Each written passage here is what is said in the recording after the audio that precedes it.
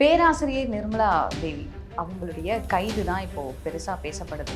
இப்போ அந்த அம்மா 3 பெண்கள்கிட்ட பேசுகிற ஆடியோ லீக் ஆகுது. எப்போ நீங்கள் 18ல் இந்த அம்மா அந்த ஆடியோவில் என்ன சொல்லுதுன்னா, உங்களுக்கு ஒரு விவிஐபியை நான் அறிமுகப்படுத்துகிறேன். இந்த மூளைச்சலவை செய்யப்பட்டு இந்த பெண்கள் யாருக்காக அழைத்து செல்லப்படுகிறார், எங்கே அழைத்து செல்லப்படுகிறார், இது ஒரு மர்மம் முடிச்சாவே இருக்கு. 11 மாதம் இந்த அம்மா சிறையில் அடைக்கப்படுகிறார்.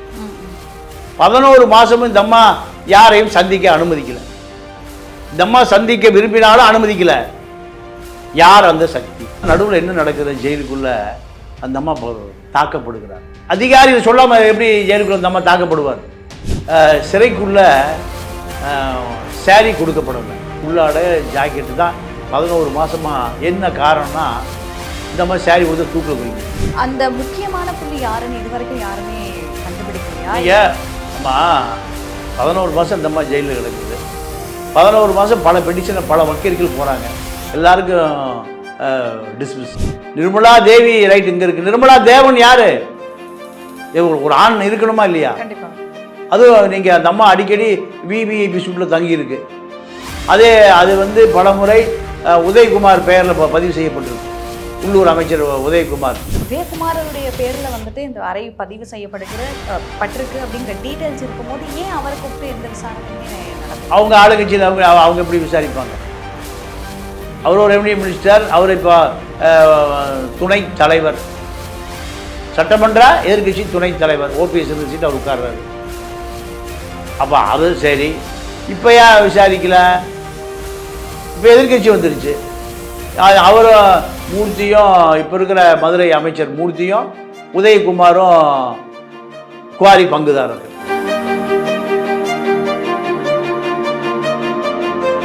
வணக்கம் பாண்டியன் சார். வணக்கம். எப்படி இருக்கீங்க? நல்லா இருக்கேன். பேராசிரியை நிர்மலா தேவி அவங்களுடைய கைது தான் இப்போ பெருசா பேசப்படுது. யார் இந்த நிர்மலா தேவி? என்ன, அதாவது மாணவிகளை தப்பா அழைச்சிட்டு இவங்க தப்பான வழியை நோக்கி அழைச்சிட்டு போனாங்க அப்படிங்கறது அவங்க மேல வச்சிருந்த முதல் குற்றச்சாட்டா இருந்தது. எதுக்காக அவங்க அதை பண்ணாங்க?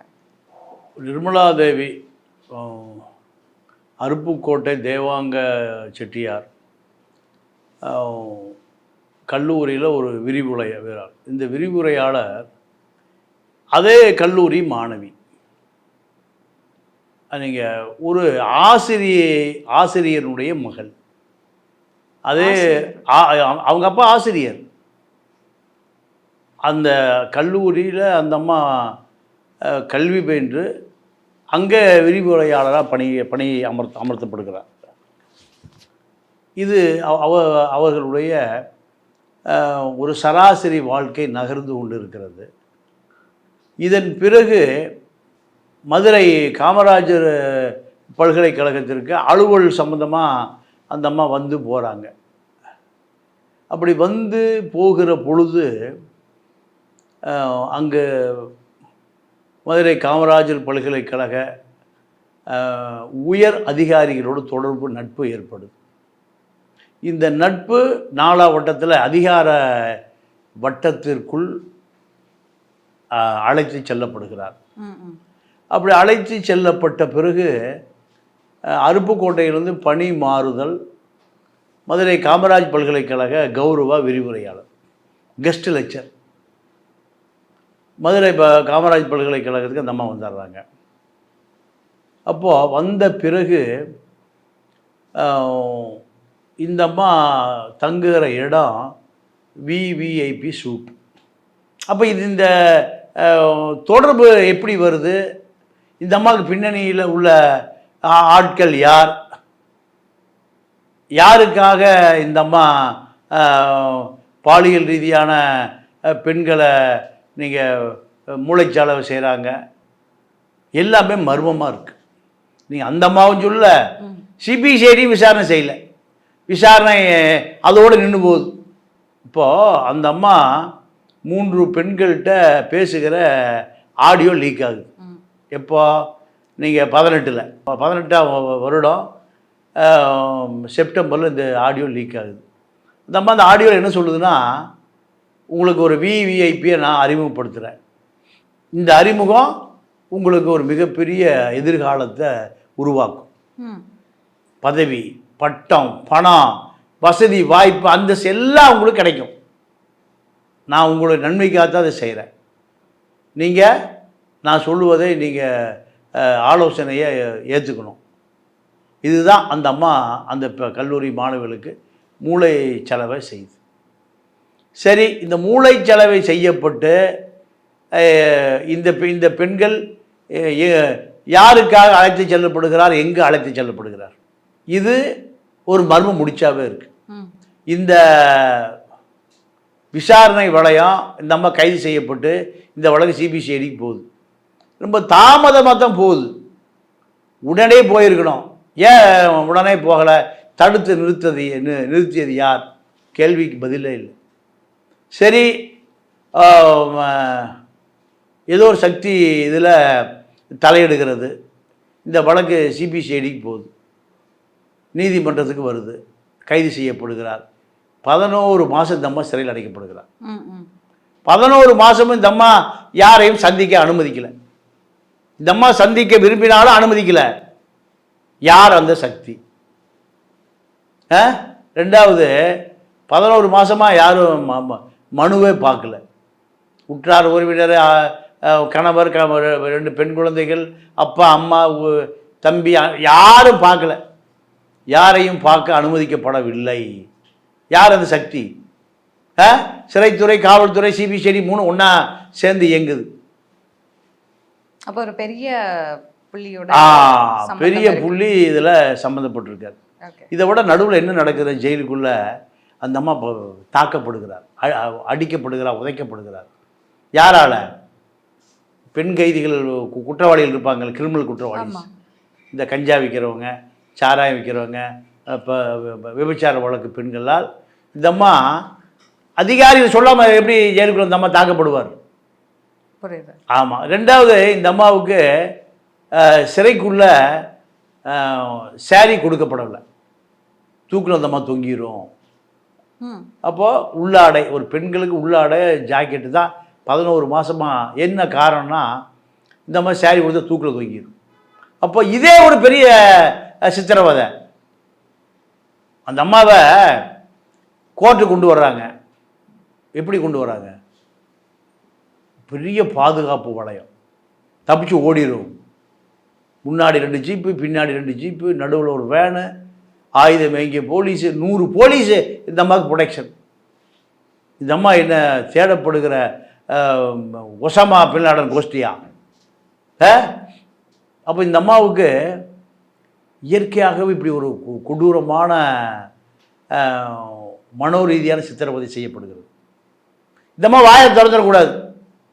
அதாவது 2018 அந்த ஆடியோ லீக் ஆயிருக்கு சார். அதுக்கப்புறம் அவங்க மேல வழக்கு பதியப்படுது. இத்தனை வருடங்கள்ல அந்த முக்கியமான புள்ளி யாருன்னு இது வரைக்கும் யாருமே கண்டுபிடிக்கலையா? ஆமாம், 11 மாதம் இந்த அம்மா ஜெயிலில் கிடக்குது. 11 மாதம் பல பெடிஷனை, பல வக்கீல்கள் போகிறாங்க, எல்லாருக்கும் டிஸ்மிஸ்.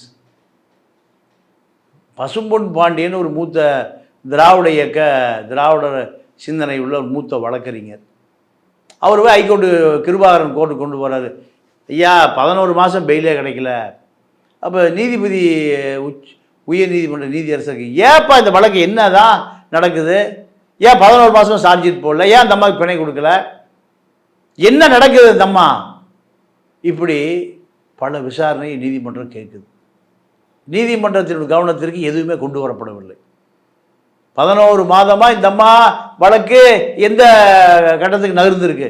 விசாரணை முடிஞ்சுதா? இல்லை யார் குற்றவாளி, A1 யார், A2 யார், A3 யார்? நீங்கள் இப்போ கல்லூரி பேராசிரியர் முருகன் கைது, ஆராய்ச்சி மாணவர் கருப்புசாமி கைது, இப்போ 2 பேருமே நிரபரை வெளியே. அப்போ யார் குற்றவாளி? நிர்மலா தேவி யாருக்காக இந்த பெண்களை பாலியல் மூளைச்செலவு செஞ்சது இந்த அம்மா? நிர்மலா தேவி ரைட் இங்கே இருக்குது. நிர்மலா தேவன் யார்? ஒரு ஆண் இருக்கணுமா இல்லையா? கண்டிப்பா. அதுவும் நீங்கள் அந்த அம்மா அடிக்கடி விவிஐபி சூட்டில் தங்கியிருக்கு. அது பல முறை உதயகுமார் பெயரில் பதிவு செய்யப்பட்டிருக்கு. உள்ளூர் அமைச்சர் உதயகுமார், ரெவன்யூ அமைச்சர். அப்போ யாரு? ஓகே. அப்போ விசாரணை சிபிசிஐடி இதெல்லாம் விசாரிச்சிருக்கணுமா இல்லையா? கண்டிப்பா. இத பத்தி அந்த கல்லூரி மாணவிகள் வந்து இதுக்கு முன்னாடி வந்து அந்த 3 பெண்கள் கிட்ட பேசின ஆடியோ மட்டும்தான் வெளியில வந்தது. ஆனா அதுக்கு முன்னாடியும் சரி நிறைய பெண்களை வந்து அவங்க அந்த மாதிரியான ஒரு விஷயங்களுக்கு அனுப்பி விட்டுருக்காங்க அப்படிங்கிற ஒரு குற்றச்சாட்டுமே இருக்கும்போது அந்த மாணவிகள் கூட யாருமே இதை சொல்லலையா சார்? அம்மா நீங்கள் ஒரு நல்ல கேள்வி. நீங்கள் மாணவிகள் வயசு ஒரு 20 வயசுக்குள்ளே இருக்கும். 35-40 வயசான பேராசிரியரே வாய் திறக்கலையே. மாணவிகளுக்கு பாதுகாப்பு இல்லை, எதிர்காலம் இல்லை, சூனியமாகி போயிடும், அச்சுறுத்தல் இருக்கும், இப்படி கல்வி போயிடும், கல்யாணம் போயிடும், அப்பா அம்மா இவ்வளோ பிரச்சனை இருக்குது.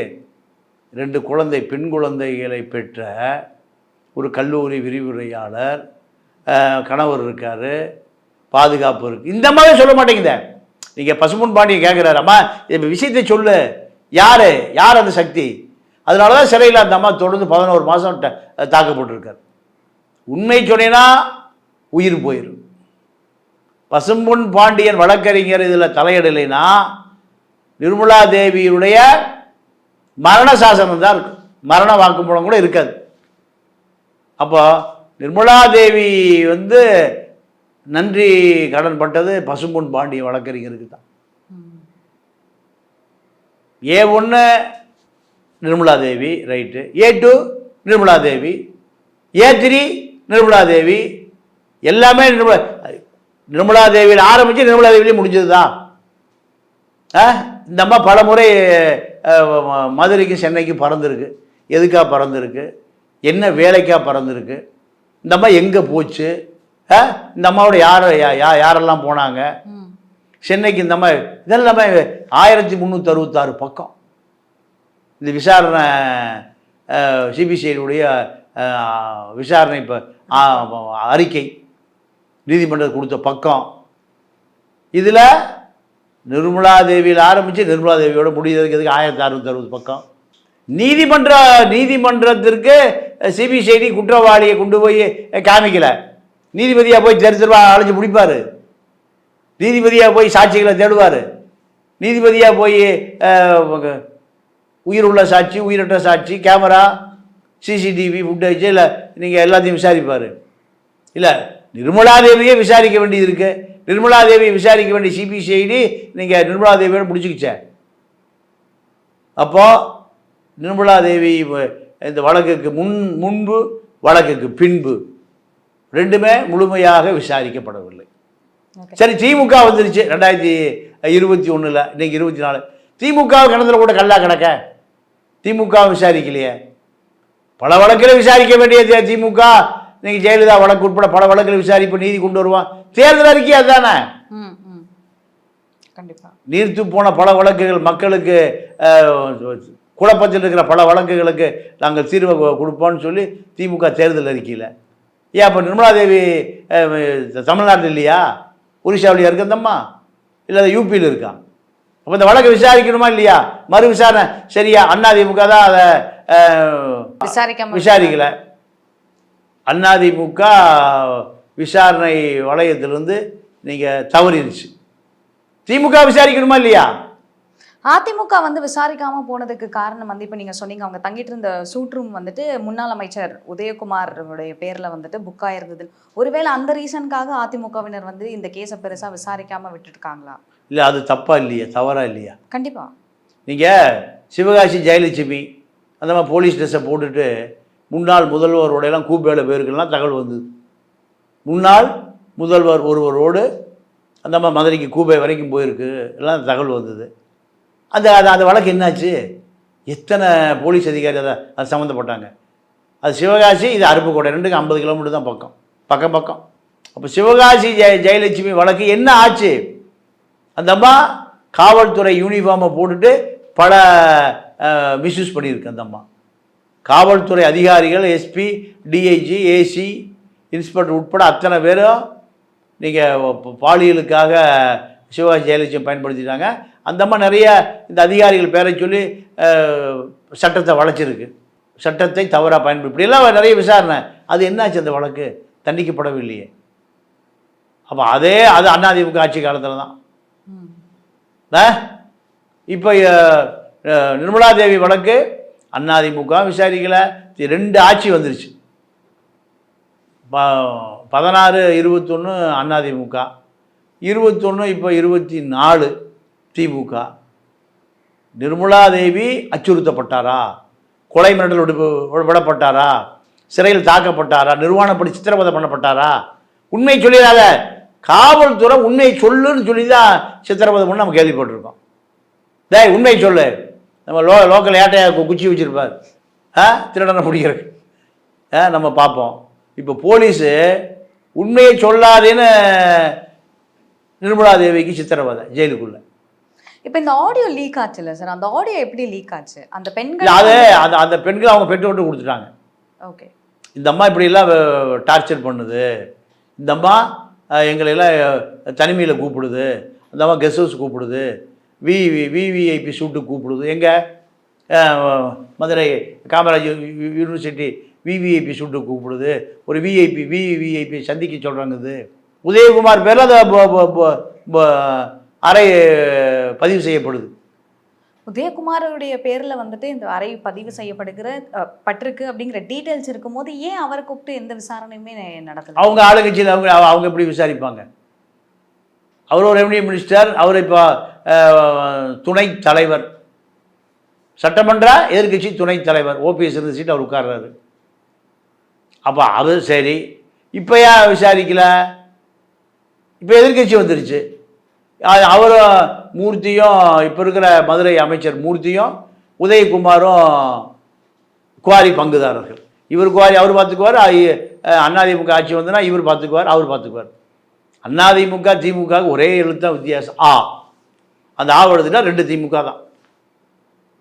அப்போது இந்த விசாரணை வளையம் கல்லூரி பெண்களுடைய வாழ்க்கையில் விளையாடிய அந்த விவிஐபிகள், சாதாரண ஐபிக்கள் எல்லாமே இந்த வழக்கு முழுமையாக விசாரிக்கப்படலைன்னா இந்த ஜனநாயகத்தின் மீது மக்களுக்கு எப்படி நம்பிக்கை வரும்?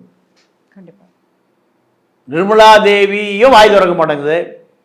நிர்மலா தேவியை சுற்றி இருக்கிற ஒரு பெரிய மர்மம் முடிச்சே அவுக்கக்கூடியது சிபிசிஐடியும் உண்மையை சொல்ல மாட்டேங்குது. இப்போ நிர்மலா தேவி அவர்கள் அவங்க வந்து வாயை திறக்கல அப்படிங்கிற பட்சத்தில் அந்த பெரிய புள்ளி பேர் சொன்னால் பிரச்சனையாகும்னு நினைக்கலாம். பட் ஆனால் அவங்களுக்கு உதவின மற்றவங்கள்லாம் இருப்பாங்கல்ல, ஐயோ அந்த யூனிவர்சிட்டிக்குள்ளேயே இருக்கக்கூடிய, அதாவது டைரக்டாக நிர்மலா தேவி அவங்க பேசிட்டு அவங்களே கூட்டிகிட்டு போகிற மாதிரி இல்லைனாலும் அதை சுற்றி ஒரு சர்க்கிள் இருந்திருக்கும், கண்டிப்பாக ஒரு வட்டம் இருந்திருக்கும் இல்லையா? அதில் இருக்கக்கூடிய நபர்களுடைய பேரையாவது அவங்க சொல்லியிருக்கலாம்ல. இல்லை, அந்த அம்மா வாயே திறக்க மாட்டேங்குது. வழக்கறிஞர் பசும்பொன் பாண்டியை பலமுறை முயற்சி பண்ணுறாரு, அதனால் வழக்கை விட்டுட்டு போயிடுறாரு. அவர் வழக்கை நீயே நடத்துமா, யாரையும் போய் வழக்கை நடத்து, உண்மை சொல்ல மாட்டேங்கிற. உண்மை சொன்னால் தான் வழக்கு நடத்தும். வக்கீல்கிட்டையும் டாக்டர்கிட்டையும் உண்மை சொல்லணுமா இல்லையா? என்ன நோய் இருக்குன்னு சொன்னால் தானே ஆகும். தலை வலிக்குதா, வயிறு வலிக்குதான்னு சொன்னால் தானே ஆகும். வழக்கறிஞர்கிட்ட நடந்தது என்ன, இதுதான் சொன்னால் அதுக்கான தீர்வை எட்ட முடியும். வாயே திறக்கலினா உயிர் பயம். 10 வருஷம் இப்போ அந்த அம்மா சிறையில் இருக்கணும். 10 வருஷம் யாருக்காக? யாரோ ஒரு பெரிய குற்றவாளிக்காக. அப்போ குற்றவாளி கடுமையாக மிரட்டப்பட்டிருக்கார். அதை வெளிக்கொண்டு வரக்கூடிய பாதுகாப்பு அரண் இந்த ஜனநாயகத்தில் இல்லை. அப்படி தான் எடுத்துக்கொண்டே இருக்கு. இப்போ சிபிசிஐடி விசாரணையில் வந்துட்டு என்ன சொல்லியிருக்காங்க? நீங்கள் சொன்னீங்க 1200 பக்கங்கள் கிட்ட அப்படின்னு சொல்லிட்டு. 1200 பக்கங்கள் அவங்க நடத்தின விசாரணையில் என்ன தான் அவங்க சொல்லியிருக்கிறாங்க? இல்லை, சிபிசிஐடி அறிக்கையில் என்ன சொல்லியிருக்காங்கன்னா, இந்த அம்மா எப்படி கல்லூரி வாழ்க்கைக்கு வந்தது, கல்லூரி வாழ்க்கைக்கு வந்ததுலேருந்து சிறைக்கு போனது, சென்னையில் தங்கினது, மதுரையில் தங்கினது, கணவரோட சண்டை, குழந்தைகளை பார்க்க போகல, 11 மாதம் சிறையில் தாக்கப்பட்டது, இதுதான் 1366 பக்கம். அதை தாண்டி என்ன இருக்குன்னு சொல்லணுமா இல்லையா? கண்டிப்பாக. அது இன்றைக்கு வரைக்கும் சொல்லலை. அப்போது இதன் அடிப்படையில் நீதிமன்றம் விசாரித்து அந்த அம்மாவுக்கு 10 வருஷம் கொடுத்து 2 பேரும் குற்றவாளிகள்னு விடுதலை செஞ்சிருக்கு. கருப்புசாமி இப்போ முருகன் பேராசிரியர் இல்லை, அப்பாவி, ஆராய்ச்சி கருப்புசாமி அப்பாவி, சரி. நிர்மலா தேவி அப்பாவி இல்லை, 10 வருஷம். நிர்மலா தேவி ஒரே ஆளாக இவ்வளோ பெரிய குற்றத்தை செஞ்சிருக்க முடியுமா? அதான் கண்டிப்பா முடியாது. அதனாலதான் நான் கேட்டேன், சுத்தி இருக்கக்கூடிய நபர்களை பத்தியாவது அவங்க வந்து வாய் திறந்திருக்கலாம். அப்போ முதல் குற்றவாளியும் கடைசி குற்றவாளியும் நிர்மலா தேவியோடு முடிந்து போகட்டும், என்னை காட்டி கொடுத்தீங்கன்னா உனக்கு உயிருக்கு உத்தரவாதம் இல்லை. இதுதான் டீலிங் நடந்திருக்கு ஜெயிலுக்குள்ளே.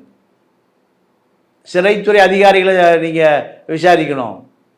சிறைத்துறை அந்த அம்மா தாக்கப்பட்ட பெண் கைதிகளை யார் உன்னை தாக்க ஏவினார்கள் விசாரிக்கணும். இவ்வளவு இருக்கு, யார் செய்வது? பல பல வழக்குகள் மர்மமாகவே மரணித்து போயிருக்குது. அதே கதை தான் இது. இப்போ அதான் என்னோட கேள்வியாக இருக்குது. என்னென்னா இப்போ அவங்களுக்கு 10 ஆண்டு சிறை தண்டனை அப்படின்னு சொல்லிட்டாங்க, ப்ளஸ் அபராதமும் கொடுத்துருக்காங்க. இப்போ இந்த கேஸ் இதோட முடிஞ்சிருமா? அதாவது அவங்களுக்கு தண்டனை கொடுத்துட்டாங்க, அதனால இந்த கேஸ் இதோட முடிஞ்சிருமா? இல்லை இதுக்கு அடுத்த கட்ட விசாரணைன்னு ஏதாவது நடக்குமா? இதுக்கு பின்னாடி யார் இருக்காங்கிற விசாரணை நடத்தப்படுமா? இல்லை, அரசாங்கமே விசாரணை நடத்த விரும்பலையே. அப்போ யார் நடத்துறது? பாகிஸ்தான் அரசாங்கமே நடத்துறதா? இல்லை பஞ்சாப் அரசாங்கம் நடத்துறதா? ஐயோ, நீங்கள் 1366 பக்கத்திலேயே விசாரணை முழுமை அடையலை. இப்போ இந்த அம்மா ஒரு குற்றவாளி தன்னை காப்பாற்றி விடுவதாக வாக்குறுதி கொடுத்துருக்கலாம். நான் வக்கீலை வச்சு வாதாடி உனக்கு நிரபராதின்னு நான் தீர்ப்பு வாங்கி கொடுத்துறேன்னு ஒரு வாக்குறுதியை கொடுத்துருக்கலாம். இப்போ அதுவும் நிறைவேற்றப்படலை. இப்போ இந்த அம்மா யாரோ ஒரு அடையாளம் தெரியாத குற்றவாளிக்காக 10 வருஷம் சிறை தண்டனை அனுபவிக்கணும். இப்போ ஏன் அடையாளம் தெரியாத குற்றவாளிக்கு நம்ம ஏன் 10 வருஷம் சிறை தண்டனை அனுபவிக்கணும்? அவனை காட்டி கொடுத்துடலாம், உயிரே போனாலும் பரவாயில்ல. இப்படி ஒரு நிலைமை எடுத்தால் இந்த வழக்கின் போக்கு மாறும். இந்த வழக்கு அப்படி யூட்டர்ன் அடிக்கும். நிர்மலா தேவி நிர்மலா தேவி தான் இது இவ்வளோ நாள் அமைதியாக இருந்தாங்கன்னா இந்த பெரிய சக்தி தன்னை காப்பாற்றிடும். ஒரு பெரிய லீடிங் வழக்கறிஞரை வச்சு காப்பாற்றிடும். உதாரணத்துக்கு செரீனா கேஸ், 100 கிலோ கஞ்சா விற்று அந்த அம்மா, எல்லாம் புட்டப் கேஸு. கடைசியாக அந்த அம்மா நிரபராதின்னு வெளியே வந்தது. நடராஜன் சசிகலா தான், வேறு யாரும் இல்லை. இதில் ஜெயலலிதாவும் இன்ட்ரெஸ்ட். முதலமைச்சரே இன்ட்ரெஸ்ட்னால தான் போலீஸ் ஸ்டேஷனில் 100 கிலோ கஞ்சா கொண்டு நிறுத்துறான். போலீஸ்காரனே ஒவ்வொரு தேடி கஞ்சா விற்கிறவன தேடி 100 கிலோ வாங்கி கொண்டு வந்து நிறுத்துறான். சரினா கேஸு சசிகலாவுடைய கணவர் நடராஜனுடைய கருவை சுமர்ந்தார். சரிண்ணா, இதுதானே வழக்கு. அப்போ சூத்திரதாரி நடராஜன், வேற ஒன்றுமே இல்லை. இப்போ அதே கதை தான். நிர்மலா தேவி சூத்திரதாரி யார்? எந்த நிர்மலா தேவன்? இதை சொல்லிட்டா அந்த அம்மா வெளியேறிடலாம், தண்டனையும் குறைஞ்சிரும். அதை சொல்ல மறுத்ததனால் இந்த அம்மா 10 வருஷம் தண்டனை. சரி, 10 வருஷம் நம்ம ஜெயிலுக்கு வந்துட்டோம், நம்மளை காப்பாற்றுறேன்னு சொன்னோம், கை விட்டான், சொல்லிடலாம்.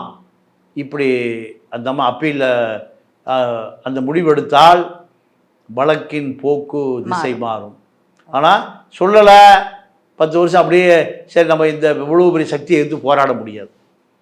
பெரிய அதிகார மையம், எதை வேண்டுமானாலும் செய்யும். ஆள், அம்பு, அதிகாரம், படைபலம், பட்டாளம், அடியாள் எல்லாம் இருக்குது.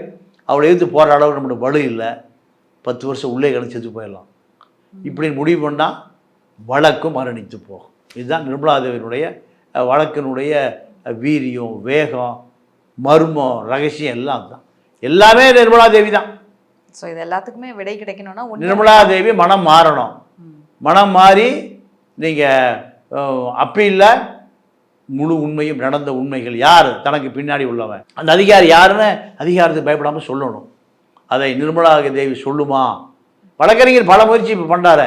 பசும்பொன் பாண்டியன் வாயை திறக்க மாட்டேங்குது. அந்த அம்மா தண்டனையை முழுமையாக ஏற்றுக்கொள்ள அந்த அம்மா துணிஞ்சிருச்சு.